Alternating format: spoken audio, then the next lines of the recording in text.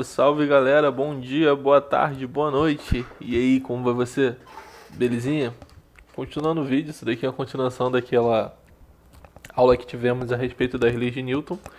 Agora a gente vai dar uma atenção um pouquinho maior às forças. Eu vou falar um pouco das forças especiais. Essa primeira força, força-peso, nós já tratamos dela no primeiro vídeo, mas vamos só lembrar, né?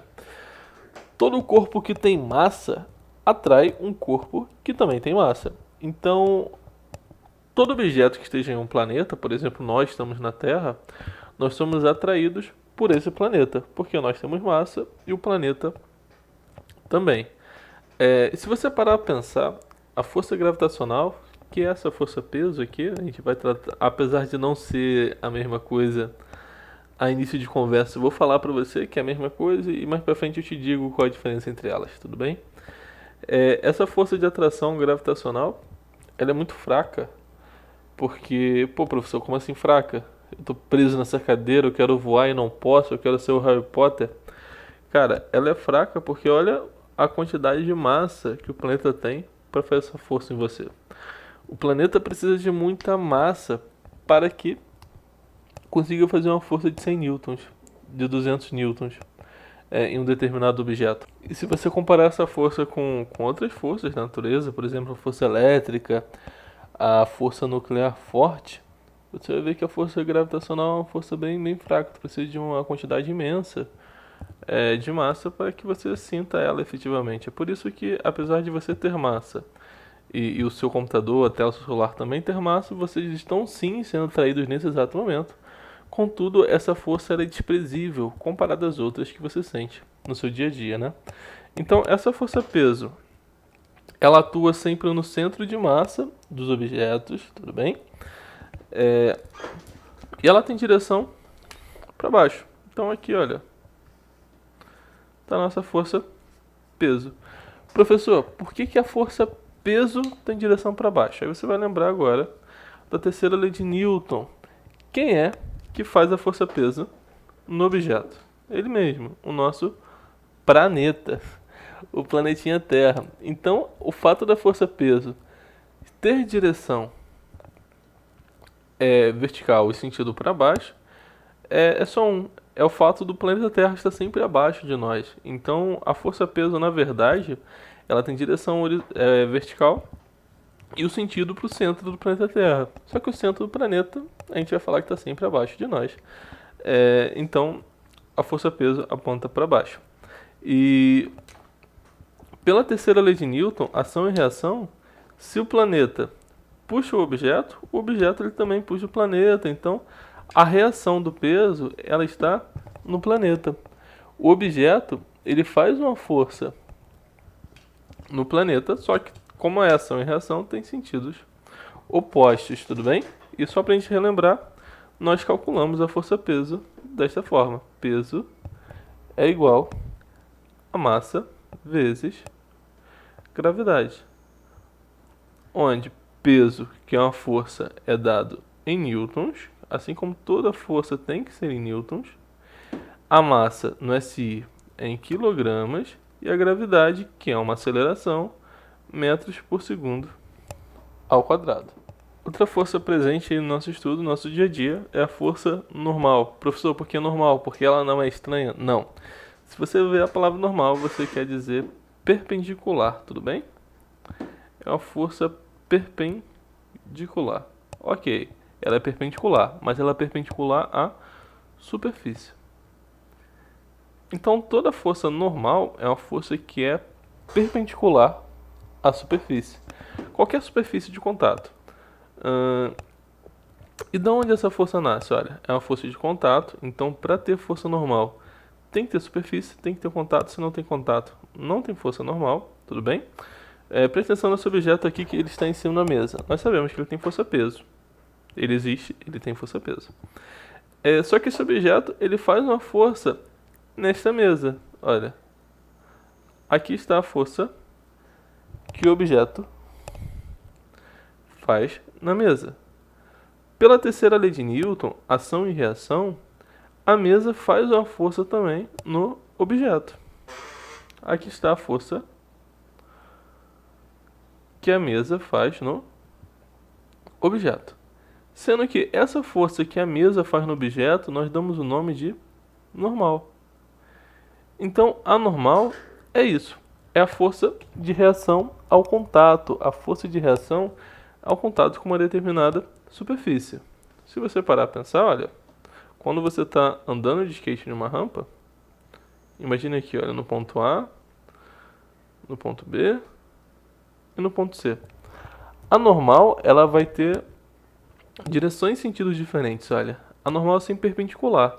Então no ponto A, ela está apontando nessa direção, aqui no ponto B, aqui, e aqui no ponto C, aqui. Sempre fazendo um ângulo de 90 graus com a superfície. Então se eu tenho uma caixinha em cima da mesa, e olha que interessante agora.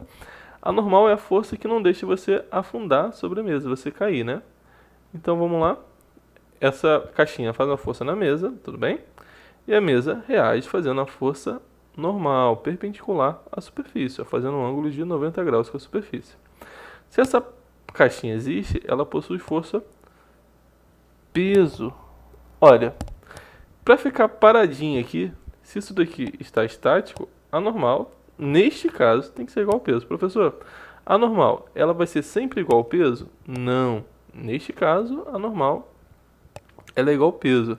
Nesse caso aqui, olha, no ponto A, no ponto C, por exemplo, e até mesmo no ponto B, a normal é diferente do peso. Aqui a normal ela só é igual ao peso porque o objeto está parado, só tem essas duas forças atuando. E como eu sei que ele está parado, força resultante é massa vezes aceleração, a aceleração dele é zero, a força resultante tem que ser zero.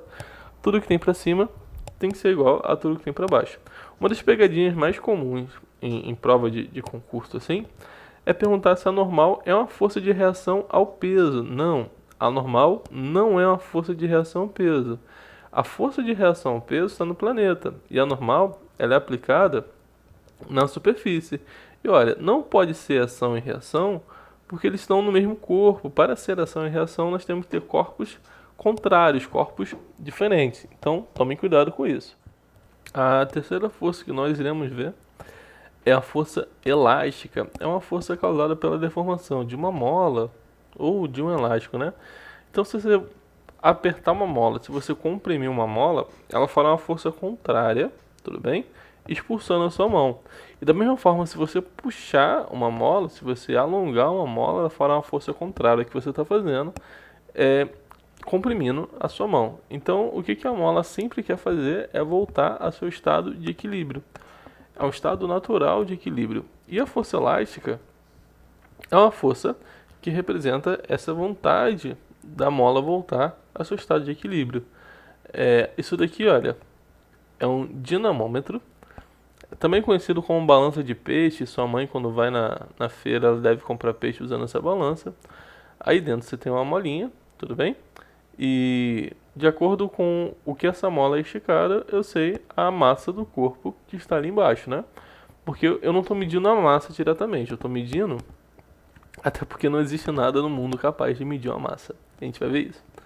Eu estou medindo a força elástica, mas eu consigo fazer algumas continhas e converter força elástica em massa. Então sempre que aparecer um dinamômetro para você em questão, nada mais é do que um aparelho que mede a força elástica ali nele. Então imagine o seguinte: eu tenho uma caixinha, ela estava inicialmente aqui com a mola relaxada e eu levei essa caixinha aqui para a esquerda dos senhores, tudo bem? Ela teve um deslocamento de X para a esquerda.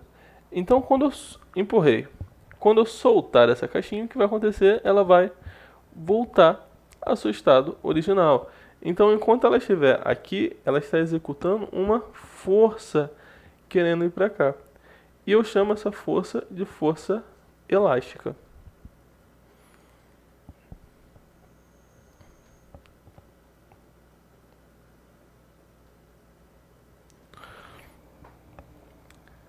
Da mesma forma, se eu puxo essa caixinha para a direita dos senhores, ela vai se deslocar um comprimento X para a direita, tudo bem? E a vontade da mola é voltar ao seu estado original, é voltar quando ela estava completamente relaxada. Então haverá aqui uma força elástica apontando para a esquerda. Aqui é a nossa força elástica. Professor, existe uma forma de eu calcular essa força elástica? Claro, cara, existe. Olha só. A força elástica é dada por K. K é uma constante, é a dureza da mola. Vezes X, que é o quanto a mola se deformou, tudo bem? Então, se eu ando 1 metro com a mola, o meu X é de 1 metro. Se eu ando 1 quilômetro com a mola, o X é de 1 quilômetro. Claro que não vai ter nenhuma mola capaz de esticar 1 quilômetro, né? Olha, força elástica. Tudo que é força, nós vamos medir em newtons. Então, toda força nós medimos em newtons. Força elástica tem que ser medida também em newtons. K é uma constante, não ligue para ela. E o X ele tem que ser dado em metros. Tudo bem? Então, você tem que se preocupar em transformar esse X aqui, essa distância aqui, geralmente vai estar em centímetros, né? Para metros, o K é dado em newtons e a constante da mola é dada por newtons por metro. Tá legal? Se você dividir newton por metro, você vai ter o K. O que esse K efetivamente representa para você? O K, ele é a dureza da mola. Quanto maior o K, mais dura é a sua mola. E quanto menor o K, menos dura é a sua mola. Então, quanto maior o K, mais difícil é eu esticar ou apertar a mola. E quanto menor, mais fácil fica sendo, né? E a mola do carro do seu pai tem uma certa dureza que é diferente da mola da espiral do seu caderno. Você vai ver que a espiral do seu caderno tem um K menor do que o K da mola do seu pai. Do carro da mola do seu pai. Eita, da mola do carro do seu pai. E eu posso ainda fazer uma associação de molas. Eu posso colocar duas molas que são diferentes. Olha, essa mola aqui tem um K1 e essa mola aqui tem um K2. Elas estão em série. E eu vou, sei lá, puxar esse bloquinho para cá e vai ver aqui uma força elástica. Tudo bem? O que acontece é que quando uma se estica, a outra vai esticar junto, né? Então, fazer essa conta aqui ela é um pouquinho difícil. O que eu posso fazer? Mesma ideia dos resistores. Eu posso trocar esse sistema de molas por uma única mola que faça a mesma coisa. Então, eu consigo calcular uma mola efetiva. Opa. O que essa mola efetiva faz? Ela tem a mesma função, vai realizar a mesma coisa que essas duas molas colocadas em série. Como eu calculo o K dessa mola efetiva? 1 sobre o K da mola efetiva é igual a 1 sobre K1 mais 1 sobre K2. Isso daqui é fácil de mostrar. Isso daqui acontece porque o ΔX total é ΔX1 mais ΔX2. Tudo bem? E como força elástica é K vezes o ΔX. Tudo bem? ΔX é força elástica dividido por K. Só substituir agora, olha, força elástica dividido por K é igual a força elástica sobre K1 mais a força elástica dividido pelo K2. E eu tenho essa equação aqui de cima. Eu consigo colocar ainda esse sistema em paralelo, certo? Em paralelo aqui é mais simples, porque o deslocamento das duas molas são iguais, são idênticas, né? Então, o K efetivo, se eu colocar em paralelo, vai ser o K da minha mola 1, que é esse daqui, por exemplo, mais o K da mola 2. Professor, se tivessem 3 molas, somaria o terceiro termo aqui. Tudo bem? Então, na hora de fazer a conta, em vez de usar esses dois caras separados, eu faço com K efetivo, fica mais simples fazer essa conta. Outra força comum é a força de tração. Lembrando que a força de tração ela aponta para onde o fio está amarrado. Isso daqui é um bizu bem maneiro. Porque para ver tração tem que ter fio, tá legal? Força de tração é uma força que o fio faz no objeto. Então imagina que eu vá puxar essa caixa. Eu posso colocar a minha mão e puxar a caixa. Ou posso usar um fio e puxar um fio. Certo? Se eu puxar o fio puxa a caixa. No final das contas, seria como se eu estivesse realmente puxando a caixa, mas quem está fazendo esse trabalho para mim é o fio. Então, a força de tração, ela aponta sempre para onde o fio está amarrado. Nesse caso, olha, o fio está para cá, a força de tração, ela vai apontar para direita. Se eu tenho uma caixa pendurada no teto, olha só, E essa caixa nem está pendurada no teto, também está no chão, na superfície. Tá legal? Vamos dar uma revisão na nossa aula de hoje, olha. Essa caixa, ela existe? Existe, tá aqui. Se ela existe, ela tem força-peso. Para onde aponta a força-peso? Para o centro do planeta, que é vulgo para baixo. Olha, tem contato com a superfície. Tem contato com a superfície, tem força normal. E a normal, ela é perpendicular à superfície. Nesse caso, a normal aponta para cima. Tudo bem? E tem mais uma força, tem a força do fio. Olha, tem um fio segurando essa caixa aqui também. Então tem a força de tração. Para onde aponta a tração, professor? O fio está amarrado em cima? A tração aponta para cima. Aí eu falo para você que essa caixa está parada, ela está estática. Se ela está estática, se ela está parada, olha, força resultante é igual a massa vezes a aceleração. Mas a aceleração é zero, a força resultante tem que ser zero. Se a força resultante é nula, a soma vetorial aqui ela é nula.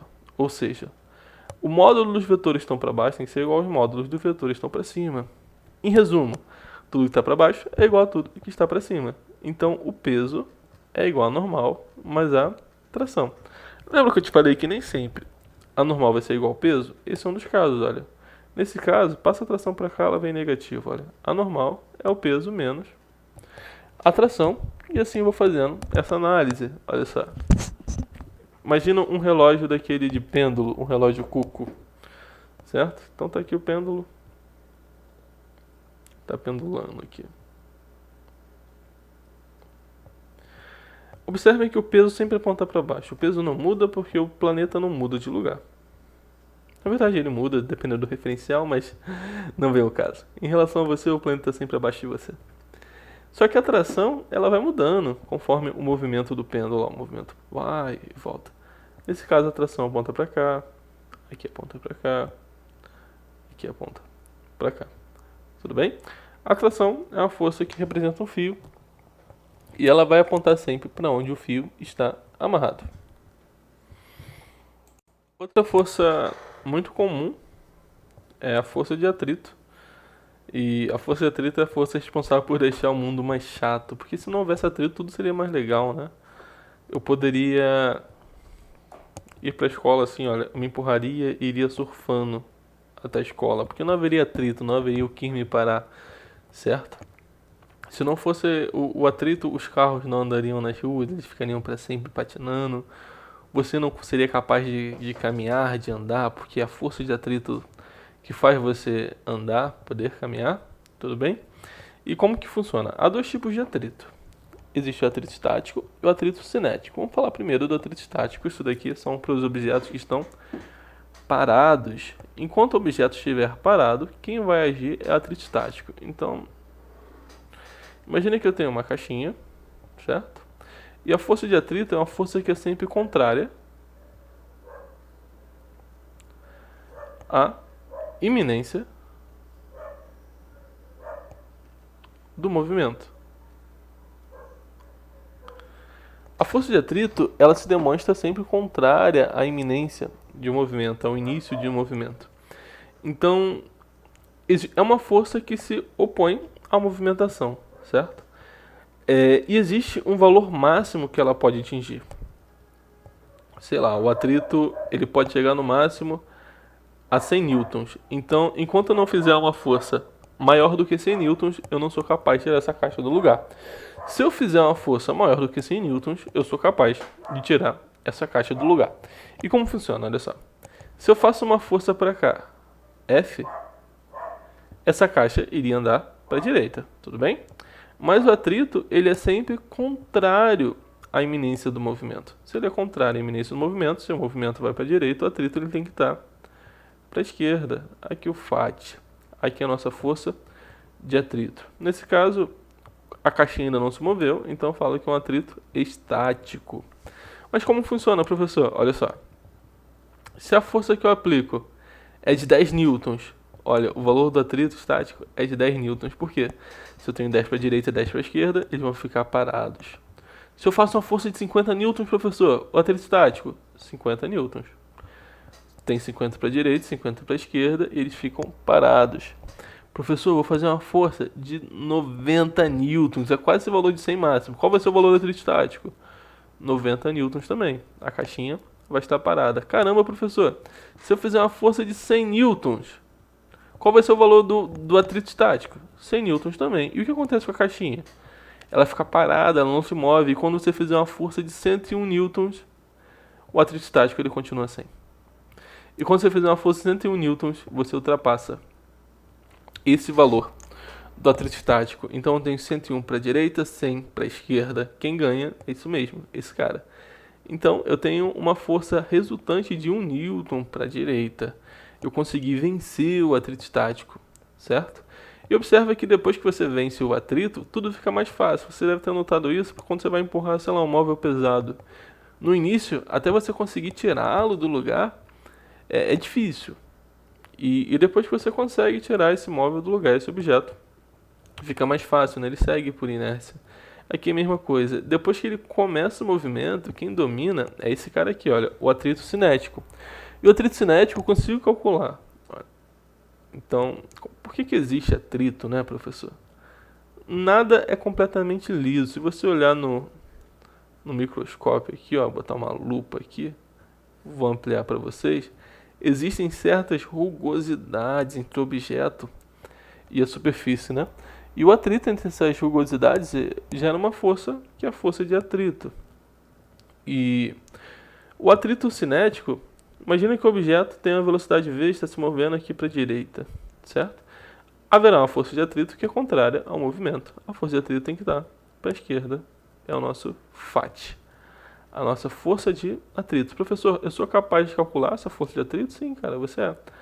O Φ é μ vezes A normal. Olha, normal você já sabe o que é. Você aprendeu comigo hoje. E o que é o μ? μ é chamado de coeficiente de atrito. Mas para que esse coeficiente de atrito serve? Ele diz que uma superfície é muito lisa ou muito rugosa.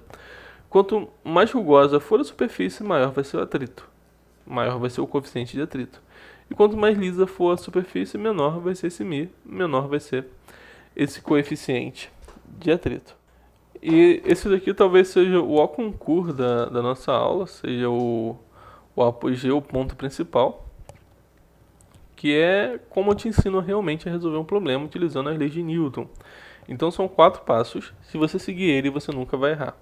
Tudo bem? Seguir eles, ou seguirem, não sei. Português não é nosso forte, né? Vamos continuar. O primeiro passo é você respirar, então mantenha calma, se você não ficar calmo, tudo vai dar ruim. Então respira. O segundo passo é você aplicar a segunda lei de Newton. Qual é a segunda lei de Newton? Força resultante é igual a massa vezes a aceleração. Terceiro passo, você vai julgar as forças. Se uma força for a favor do movimento, o sinal que você vai colocar nela é positivo. Se uma força for contrária ao movimento, o sinal que você coloca nela é negativo. E depois você vai resolver um sisteminha de equações. Então eu vou dar um exemplo aqui de como a gente vai resolver uma dessas questões. Então vamos lá, eu tenho um probleminha clássico, a gente vai resolver esse problema. Eu tenho o corpo A e o corpo B. O corpo A aqui fica tranquilo, não tem atrito, não tem nada. E eu tenho o corpo B, que naturalmente vai acontecer com esse sistema.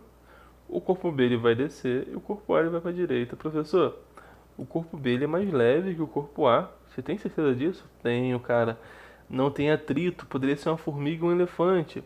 Esse sistema aqui, ó, o corpo A iria para a direita e o corpo B desceria, sem problema nenhum.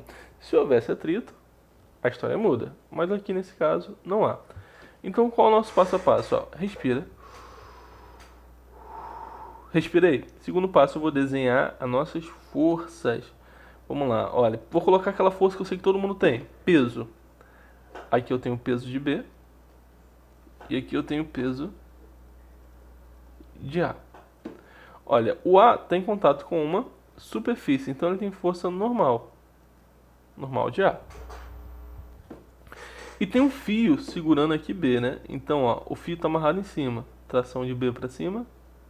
O fio está amarrado aqui na direita de A, né? Tração de A para o lado. Observa que o fio é o mesmo, então vou chamar tração e tração. O corpo A, ele não afunda e nem sai flutuando por aí. Isso acontece porque o peso de A é igual ao normal de A. Se isso daqui acontece quando essas duas coisas são iguais, eu posso simplesmente ignorar que elas existem no problema, porque eu posso cortá-las, né? Restando apenas a tração em A, tração em B e o peso de B. Ó. Segundo passo, por exemplo, as forças. Terceiro passo, aplicar a segunda lei de Newton. A segunda lei de Newton, força resultante é igual a massa vezes a aceleração. Se a força estiver a favor do movimento, ela é positiva, contrária ao movimento, ela é negativa. O problema é que é saber o valor da aceleração e o valor da força de tração do fio, né, que liga as caixas. Então, vou fazer primeiro para o corpo A. Força resultante em A é igual a massa de A vezes a aceleração, e não é a aceleração de A. A aceleração é igual para os dois corpos, porque eles estão coladinhos um no outro. Ó, a favor do movimento positivo. Qual a única força que está aqui a favor do movimento? A tração. Contra o movimento, não tem ninguém, né? Então, tração é igual a massa de A, que o problema fala para você aqui em cima, olha, que é 4 kg, vezes a aceleração.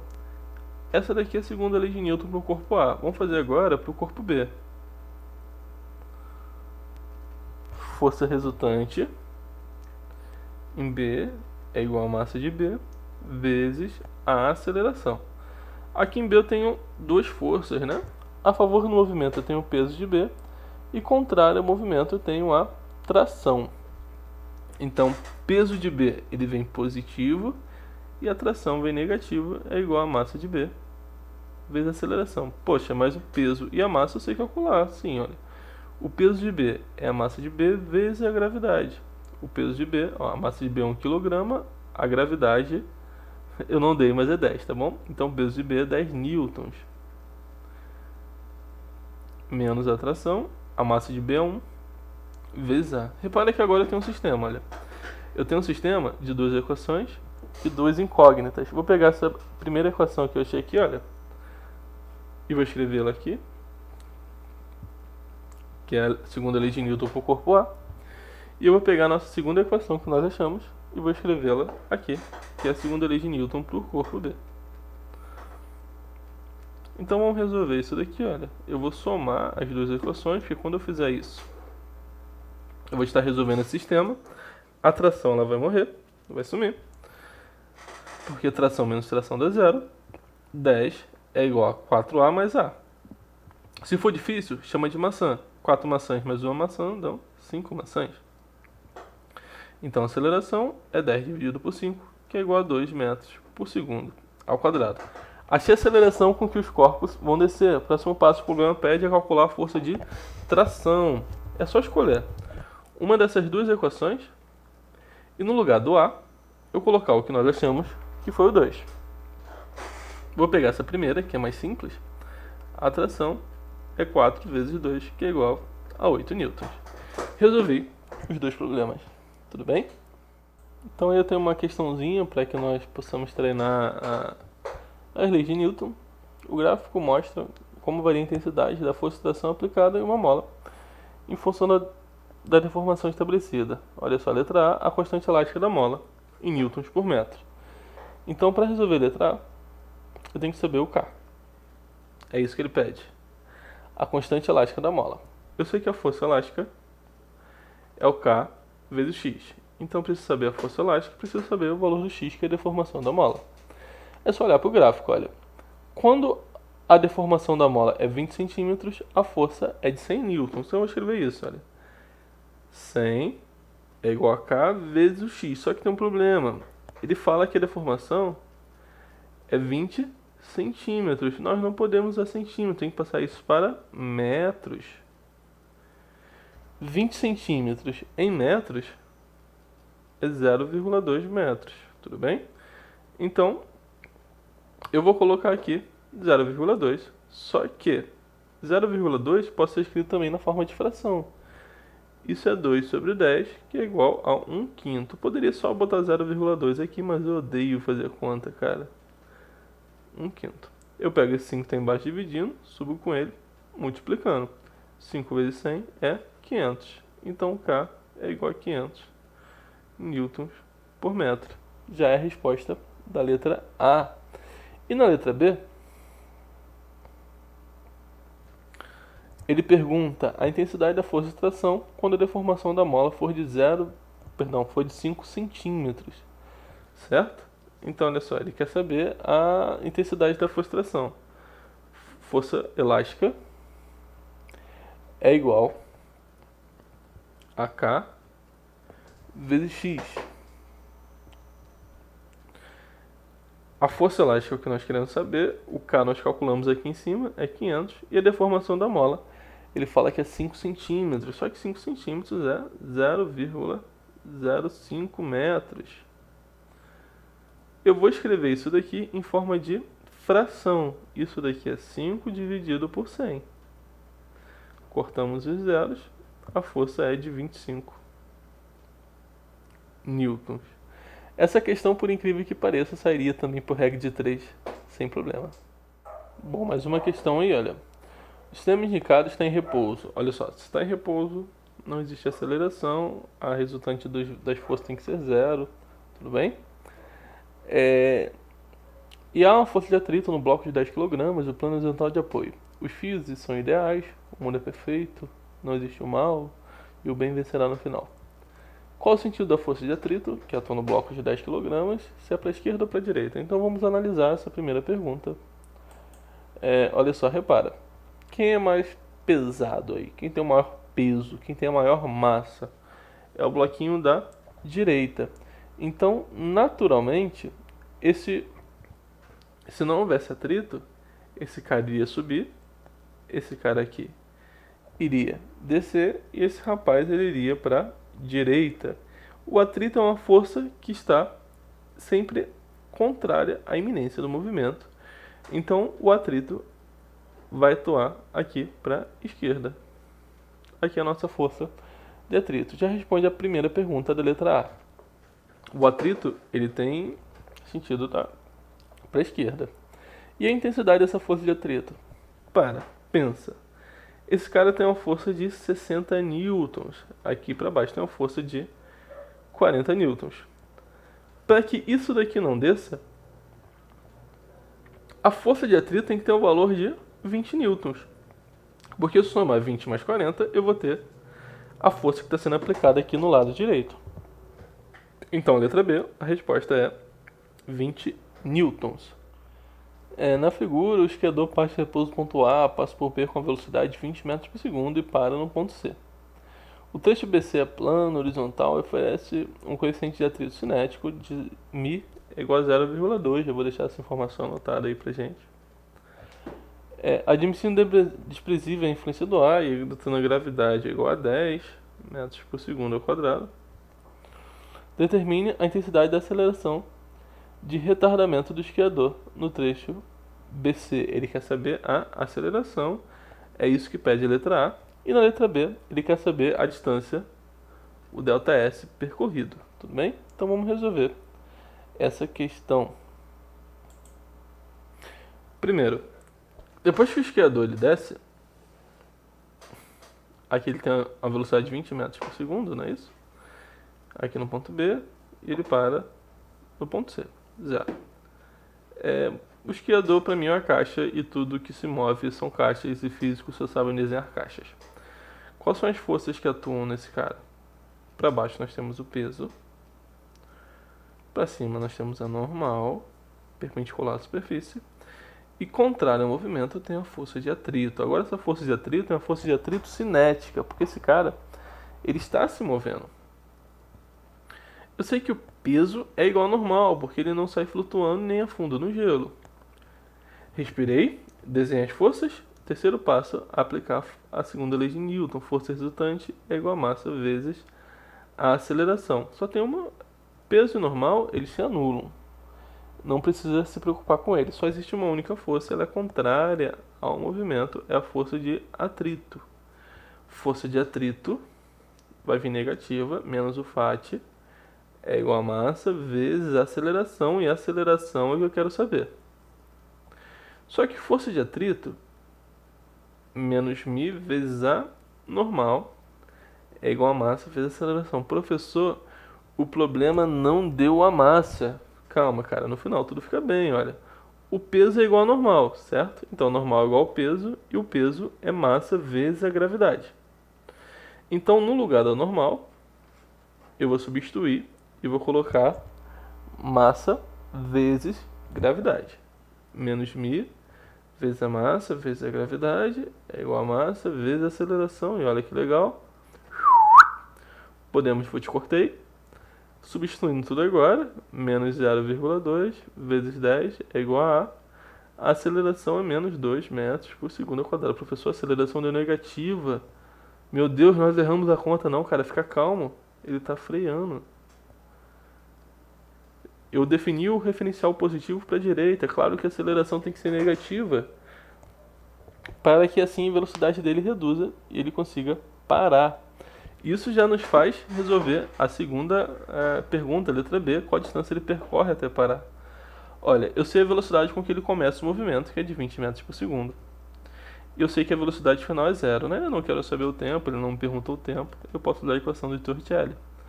V ao quadrado é igual a V0 ao quadrado, mais 2 vezes a aceleração, vezes o ΔS. A velocidade final, ele para, então é zero.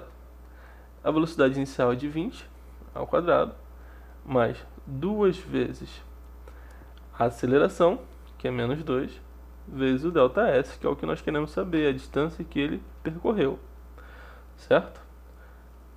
2 vezes menos 2 dá menos 4, se eu jogar para o outro lado, essa coisa vem positiva, então vem 4 vezes o ΔS, é igual a 20 vezes 20 é 400. Então, ΔS é 400 dividido por 4, que é igual a 100 metros. E já responde aí a nossa letra B. Galera, então é isso. Espero que tenha sido proveitosa a nossa aula de hoje. Bom estar com você, ficar com você. Um beijo no coração e até a próxima.